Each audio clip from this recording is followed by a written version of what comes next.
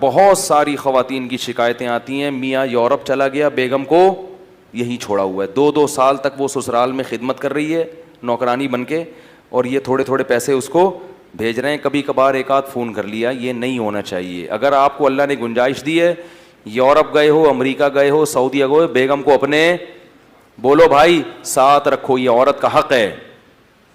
بعض یہ بھی ظلم کرتے ہیں کہ وہاں جا کے شادی کر لی، تو شادی سے تو ہم منع نہیں کرتے، لیکن جب آپ نے وہاں شادی کی ہے تو اس کے ساتھ زیادہ راتیں گزر رہی ہیں اور اس کے پاس 2 سال میں بولو بھائی 1 مرتبہ، تو اللہ نے تو صاف کہہ دیا کہ اگر عدل نہیں کر سکتے تو تمہارے لیے نکاح کرنا حلال نہیں ہے. جتنی راتیں اس کے ساتھ گزاری اتنی ہی پاکستان والی کے ساتھ گزارنا بولو بھائی پڑیں گی. اس کو بھی لے کے جاؤ.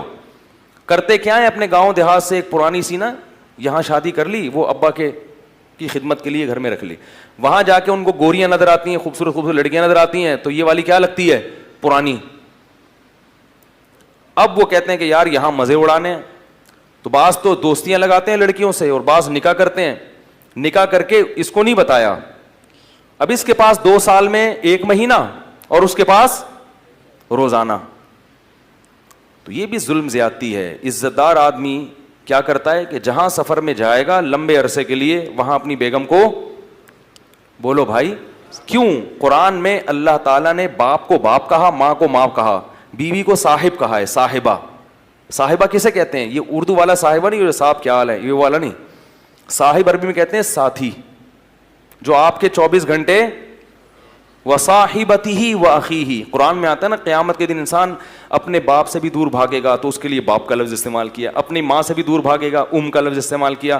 بھائی سے بھی دور بھاگے گا، اس کے لیے اخ کا لفظ استعمال کیا. بیوی کو فرمایا اپنے ساتھ رہنے والی سے بھی دور بھاگے گا. تعبیر ہے یا نہیں ہے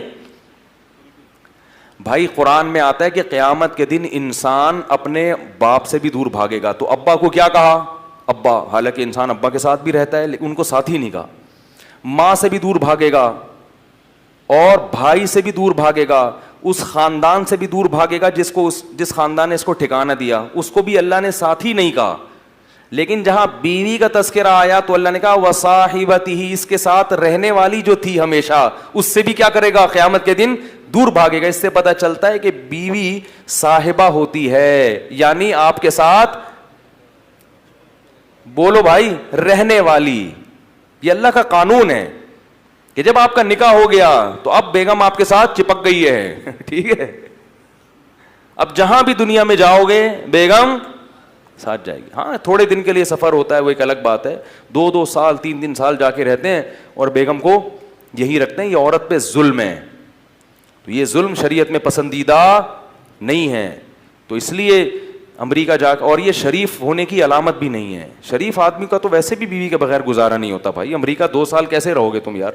میں بدگمان نہیں ہو رہا، میں یہ نہیں کہہ رہا جو 2 سال رہتے ہیں وہ گناہ کرتے ہیں، کسی سے بدگمانی کی اجازت نہیں ہے، لیکن عمومی طور پر ایسا رہنا بہت مشکل ہے کہ آپ بیگم کے بغیر 2 سال رہیں. آپ جوان بھی ہیں اور آپ کہیں کہ مجھے کوئی خطرہ نہیں ہے.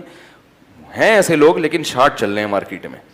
تو شریف ہونے کی بھی علامت ہے کہ آپ اپنی بیگم کو ہمیشہ اپنے سفر میں خاص طور پر اپنے ساتھ رکھیں. یہ اس کی علامت ہے کہ بندہ خاندانی ہے. کوئی غلط ایکٹیویٹیز میں مبتلا ہوتا تو بیوی کو کم از کم نہ لے کے جاتا، اس کو ٹوپی کرا دیتا. جیسے کہ لوگ عیاشی کے لیے، میں تھائی لینڈ میں تھا نا، تو وہاں میں نے لوگوں سے پوچھا کہ یہاں لوگ اپنی بیگم بچوں کے ساتھ کیوں نہیں آتے یار؟ اتنی زبردست خوبصورت گھومنے پھرنے کی جگہ ہیں. اس نے کہا یہاں لوگ عیاشی کے لیے آتے ہیں، بیگم کو ساتھ لے کے نہیں آتے ہیں. بیگم کو لے کر آئیں گے تو لوگ، وہ بیگم پوچھیں گے نا کہاں بھائی 3 دن سے کدھر غائب تھے. تو ہمیں یہ تعجب ہو رہا تھا کہ یار یہاں تو بچوں کو لانا چاہیے گھمانے پھرانے کے لیے، اگر اللہ نے وسائل دی، اسباب دی ہوں تو یہ کیوں نہیں؟ یہ سب اکیلے کیوں گھوم رہے ہیں؟ کچھ تھے اچھے لوگ بھی، تو انہوں نے کہا کہ لوگ عیاشی کے لیے آتے ہیں تو بیگم کو تھوڑی لے کر آئیں گے. عبدالغنی صاحب دبئی سے پوچھ رہے ہیں کہ کیا پردیس میں 4 مہینے سے زیادہ وقت گزار سکتے ہیں؟ صاحب یہ ایک بہت بڑا مسئلہ ہے. لوگ کمائی کے لیے اور پیسے کمانے کے لیے، جابز کے لیے باہر جاتے ہیں، شادی شدہ ہوتے ہیں، 2 سال 3 سال وہاں رہتے ہیں، اور کئی ایسے واقعات ہیں آپ کے یقیناً مشاہدے میں ہوں گے کہ پیچھے کافی ساری آزمائشیں ہیں، ان کی جو بیویاں ہیں وہ آزمائش میں مبتلا ہوتی ہیں. اس پر تفصیلی ذرا سے بریف کر دیں ناظرین. مشہور واقعہ حضرت عمر رضی اللہ تعالی عنہ نے اپنی بیٹی حضرت حفصہ سے پوچھا تھا کہ عورت شوہر کے بغیر کتنا عرصہ صبر کر سکتی ہے. صحابیات تھیں اور بھی دوسری صحابیات تھیں، ان سب نے کہا کہ انتہائی مدت عورت کے صبر کی 4 مہینے. اس بیس پہ حضرت عمر رضی اللہ تعالیٰ عنہ نے قانون بنایا کہ جو مجاہدین سرحدوں پر ہیں 4 مہینے میں کم از کم ایک مرتبہ اپنے گھر جائیں گے.